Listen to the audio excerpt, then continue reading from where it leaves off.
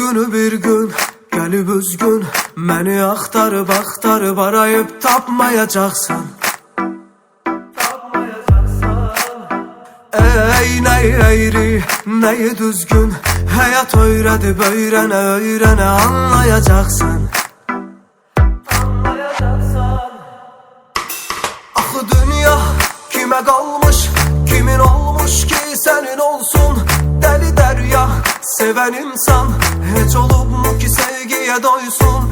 Bir də məndən çətin olsun, məni tapmayıb axtarıb öz özünü danlayacaqsan.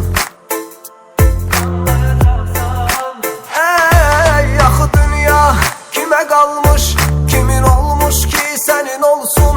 Dəli dərya, sevən insan heç olubmu ki sevgiyə doysun? Bir də məndən çətin olsun, məni tapmayıb axtarıb öz özünü danlayacaqsan.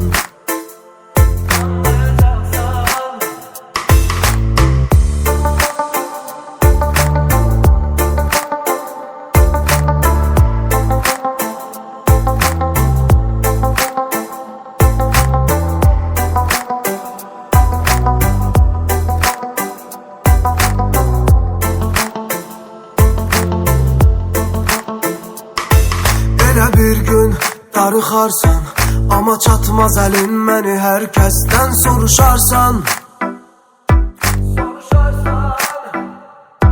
Çətin işdir yeri dolsun, sənə sevməyi öyrədən insandan danışarsan.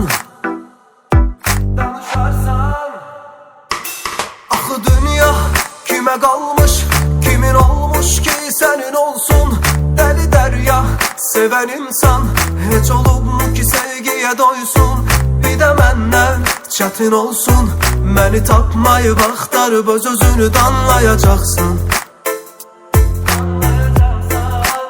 Ey axı dünya kimə qalmış, kimin olmuş ki sənin olsun? Dəli dərya, sevən insan heç olubmu ki sevgiyə doysun? Bir də məndən çətin olsun, məni tapmayıb axtarıb öz özünü danlayacaqsan.